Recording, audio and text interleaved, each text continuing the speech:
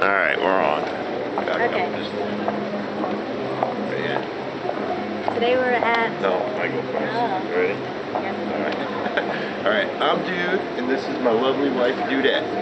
Hi, today we are at New Hampshire's original brew pub, the Portsmouth Brewery, which opened in 1991. Which is right here, and we're going to go in interview and meet Tyler Jones. He started as a head brewer here about a year ago.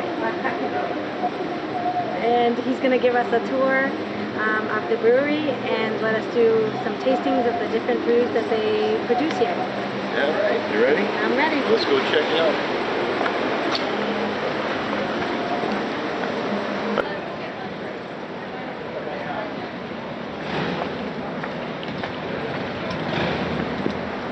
Portsmouth Brewery. I wish I had a beer mug that big. I wish I could like stand under it and just drink it. Alright, let's go in here and check it out.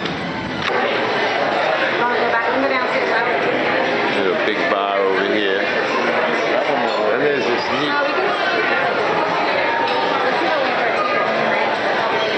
And there's a neat place over here on the left. There's all that room over there on the right is all the brew tanks. That's where we're gonna do the tour. And there's this neat little... How you doing? The outside patio area. There's an outside patio in the middle of the building. It's pretty cool. It's cute. I know, isn't that funny? Right in the middle of the buildings is this little outside deck area. Alright, down here is a Jimmy Lapanza lounge. Lapanza. I'm thinking I like that Lapinelli lady there. Yeah. This is where we're going to do the beer tastings. Charlie Brown when the final Peanuts comic strip was published. How old? Who knows? Charlie Brown? Alright, here we go. We're at Portsmouth Brewery, and this is Tyler Jones, the head brewer. Nice to meet you. Nice to meet I'm you. Dude. Cheers. This is my wife, Dudette. Nice Cheers. to meet you guys. And we're here today at the Portsmouth Brewery to do a little tour and sample and rate some of their beers. First question I have for you is, like, did you start as a home brewer, or did you just go right? Every good brewer started off as a home brewer. I mean, yeah, definitely I started off as a home brewer. Literally found a homebrew kit in the closet of the house I was living in college.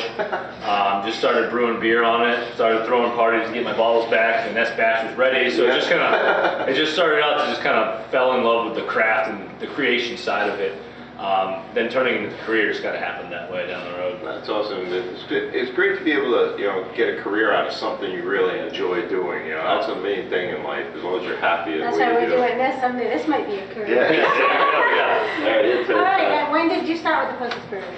I've been with the Portsmouth Brewery since 2007. I was the assistant brewer for about 4.5 years. I actually did a small stint at Smutty Nose as one of the shift brewers over there, and I came back about just over a year ago. I've been the head brewer here for about a year. So I've been with the mother company for about 5 or 6 years now. So. Nice. So you brewed with Smutty Nose also? Yeah, first like 7, cool. well, in between being an assistant here and a head brewer here. So That's cool. Yeah. Very good. That's all All right. right. On your website it says Smutty Nose is your sister company. Is that like, is Portsmouth Brewery own that, or? Well, it's Peter Eggleston is our owner of the Portsmouth Brewery, and he also owns Smutty Nose. Kind of the brief history of that is Portsmouth Brewery started in 1991. The original New Hampshire brew pub. I mean, one of the first brew pubs, the first brew pub in New Hampshire to open up. He, rather than kind of trying to buy the shoe store next door to put it in a bottling line and try to expand the Portsmouth Brewery into a production facility, ended up going down, and there used to be a brewery in town called Frank Jones Brewery that went under. Through an auction, ended up buying it and opened up Smutty Nose as a whole separate entity. So he has kind of both a production facility as well as a brew pub facility. So I'll never have to produce and distribute across the country, which is awesome. Nice. They're never like try to only be a brew pub, So so we both have our own kind of view on the beer industry from there. Oh, that's awesome, man. Nice. Let's see. All right, Kate the Great. We've never got to try it yet. Heard all about it. I know it's like lines sometimes, forever to get it. That's a tough question there. Kate the Great was a Russian Imperial Stout that my predecessor as a head brewer here was his recipe, his creation. and it kind of developed over the years of him being the head brewer here. It was 2009, #1 beer in the country, #2 in the world. 2010, the most sought after 22-ounce bottle beer ever. But since Todd Mott, the old head brewer, has moved on, he actually brought the recipe with him. Portsmouth Brewery, because they spent all the time in marketing and stuff like that, they were, the name stayed with the Portsmouth Brewery. So in theory, I could have made a Russian Imperial Stout, which Kate the Great was, and named it Kate the Great, because we still own the naming rights, but I was, I worked underneath Todd for, again, 4.5 years as an assistant here. Right. Really respect him as a brewer, and it's just something that, like, I didn't want to try to just recreate something and jam it down someone's throat that way, whereas kind of, I did make my own Russian Imperial Stout. It's called the Royal Impy Stout. Released it around the same time as we would have released Kate this year, but there was no countdown clock, there was no like big hoopla about it, because again, I want people to try the beer and decide for themselves what they think. So this was the first year that you didn't have... Yeah, it was like 2012 was the first year we didn't release the Kate the Great. Yeah. We released the the Royal Impy Stout instead. And I mean, I will be making it again.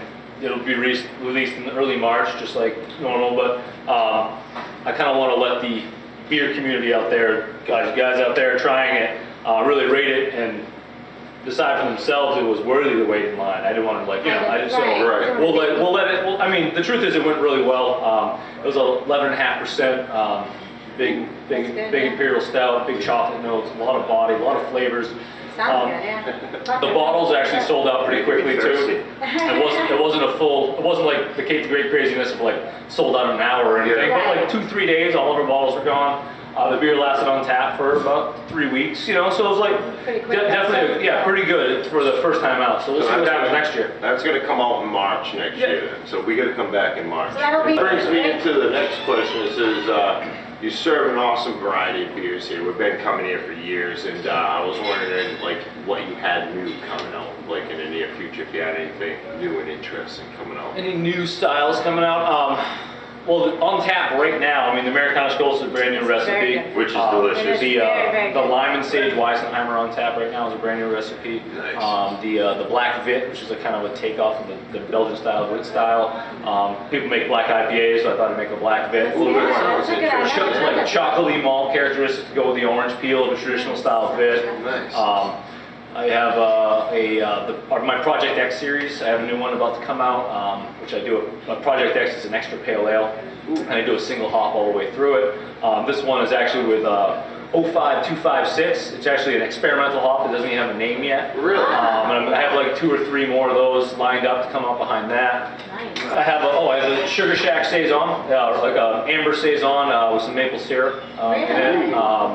The truth is, I'm always trying something new and different, because I mean that's the fun of being a brewer. Right, and that's what keeps people like us interested in coming back, is for the different styles, Upcoming beer events. Do you have beer events? Do you guys? I know a lot of places have like beer like festivals or beer like tastings. Yeah, we kind of went promotional type things. Do you guys have any of that you guys do? Yeah, we do that a lot. I mean, we go to various beer festivals throughout the year. I mean, we were at Vermont Brewers Festival. We're at the Southern Hampshire Brew Fest this year. Have just passed. Kind of beer events here. I mean, we do beer socials. We're actually in the gym in La Panza Lounge right now. But this place will have a bunch of people come in, different stations of different foods that pair beautifully with different beers. Me and the head chef are working on kind of a fall festival right now with kind of all the harvest beers, kind of right around Halloween, like around that time. Just kind of I'm a year into head brewer. The head chef just took over a little while ago, so we both have our feet underneath us. So definitely expect more of those kind of socials to be happening in the future. And we always attend events in town here. I mean, Portsmouth is great. Right at Strawberry Bank, they have a lot of great events with like the Passport event. And they have a Taste of the Nation event that we always are attending, both for food and beer. That was delicious. And that was the Kolsch? Very, very good. Yeah, that was the Americana Kolsch, yep. That's very good. Yeah, It's really like... For a light beer, I give that like a 9. I rate that a 9. Very Definitely. That's what. Well, that's kind of, the truth is, I mean, that's me personally where like I'm really focusing a lot of my energy is the lower ABV flavorful beers. Exactly. You can imperial over the top. Yeah, you can only drink one of them. You know what I mean? You can sit and enjoy it, and then so it's just like you really want to have that lower ABV kind of. This would be a great summertime beer right here. I think this would That's be very good. perfect. I say Sitting it- by the pool, nice Yeah. ice cold. I say chilling it's out. definitely like a 9 too. I think that's very good. Like it's very smooth. It just goes down very, Oh, you know what I mean? that is Smooth. incredible. Has a little bit of hoppy taste, but also got the citrus. And I mean, that's kind of the like- joy of the Kolsch, being that style itself is just such a great, easy drinking beer because of that ale yeast. You get a little fruitiness from it. Now, what because country of does lager. the Kolsch Right, come it's from? very good. What- Germany. Germany. Traditionally, it's a style that's brewed in Cologne. That's why it kind of originated its name with the Kolsch.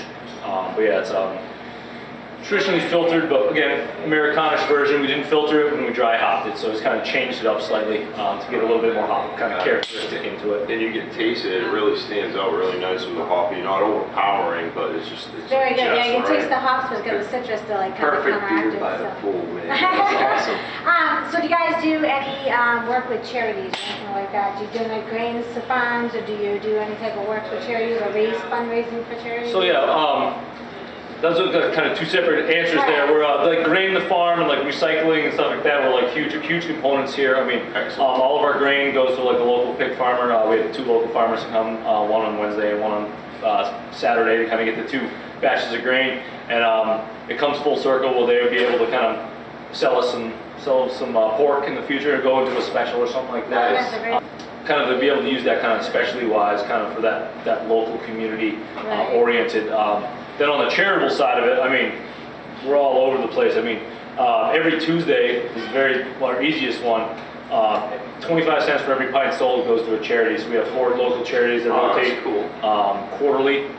And you get a little wooden token, and on your way out, you throw it in the slot, Okay. and kind of you decide where the 25 cents goes. So Oh, that's great. every beer, so every beer you Yeah. get, and we also donate to a lot of different causes, and kind of we'll do like a brewer for a day if they're doing some sort of raffle, and people will raffle off and be able to come in and actually brew with me for a day. Oh, that's cool. nice, too. So I just got a phone call actually this morning from someone coming in That's awesome. to do a brewer for a day there too. So I mean, we do that. I mean, that's just brushing the surface too. I mean, we There's a lot of them. touch all over the place. And it's just like our owner's very community focused, That's great. and the restaurant itself just kind of imbibes that, where we'll donate food city years, like for lunch or one day if they're in town. You know, so I mean, there's like a lot of little things we do throughout the year that kind of culminate to a lot of different charity donations. Well, that's great. You guys That's are great. involved Yeah, in the that is. community as much That's as you great. are. It's a great idea that you Excellent. give I love to hear people that. choices too to pick which one. Oh, yeah. Give them a variety instead of just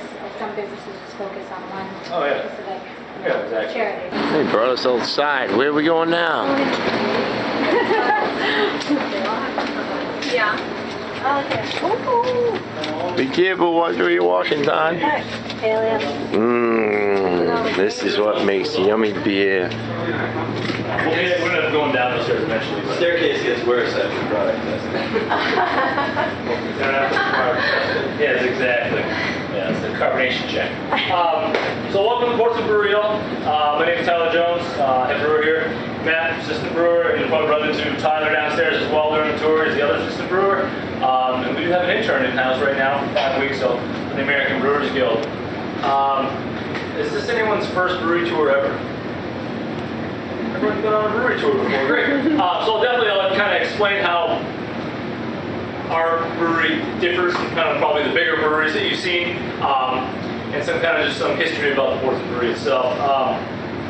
We are a 7-barrel brew house. We're brewing 1,200 barrels a year. Your normal size keg is a half a barrel, so we're brewing kind of 14 kegs worth of beer at a time. We're able to see kind of what that is. It's like a pure volume downstairs. We get into the cold room. Because we don't keg off, we actually use serving tanks, but again, we'll show you that when we get in the cold room. Brew house, 7-barrel, circa 91, JB Northwest. Literally all this equipment, including the fermenters downstairs, when Peter opened in 91, blasted through the front door, brought it all in, and then built the restaurant around it. So, knock on wood, we don't break anything, there's no way to get it out. But we make beer just like the big guys, with malts, barley, water, hops, and yeast. I mean, I always like to kind of show just an example of all the different types of malts that are out there. I don't know if you noticed as you're walking down the hallway, it's kind of a slew of different malts.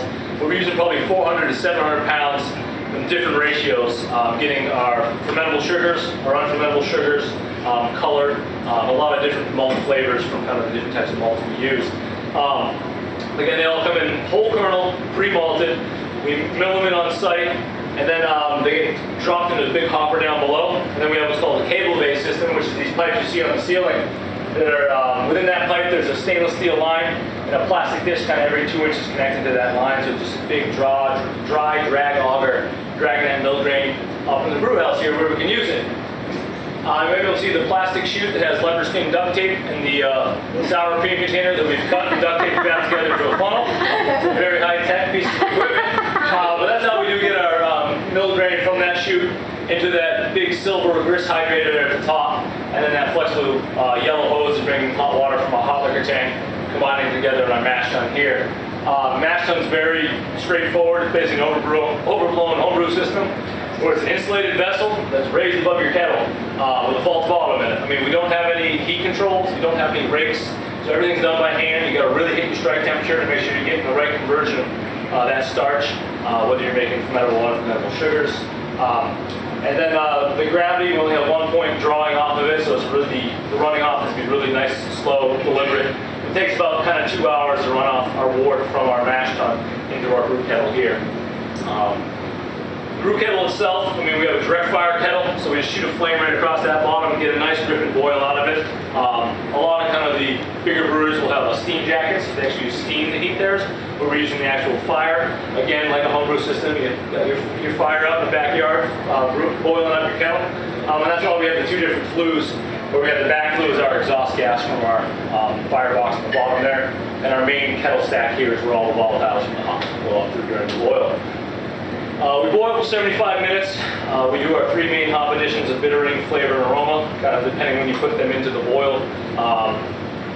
As you add hops later in the boil, they're actually not in there long enough to create a bitter flavored compound, so that they keep in those oils. So that's why every hop has all 3. It kind of depends when you put them in the boil what you get out of them. So if you've been at a bigger brewery before, you've probably seen that separate vessel called the whirlpool, which they actually will transfer from their kettle into the whirlpool tangentially, get a nice whirlpool going, and it helps settle out all the coagulated proteins, hop particulate, kind of all the stuff into suspension. Because we don't have much room here, we actually will whirlpool right back to our kettle. So we'll just come through bottom up here, we'll go through our pump, and we'll go back right in tangentially right into our kettle itself. So we use our kettle as a whirlpool, and we have a hop dam that's welded at the bottom of it. So we will whirlpool for about 5-10 minutes, and then we'll let it come to rest. Basically a bunch of British brewers back in the day were stirring their teacups and realized all their loose tea particles collected in a little pile at the bottom of their teacup.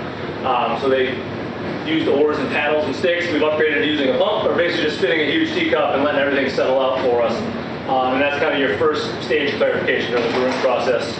So once all of that stuff has settled out, nice solid true pile, we'll go through that same pump, then we'll just open up this valve and go straight down. It's hard pipe downstairs, kind of where the rest of it happens. So this is the brew house or hot side. Any questions about this that I can answer before we go downstairs? Everyone's an expert, all right. Everybody's thirsty. So yeah, we are going to go down the stairs, so please hold on to both sides. Be careful. I've fallen once, and once is enough. You don't want to fall. So I'll lead, catch anyone that falls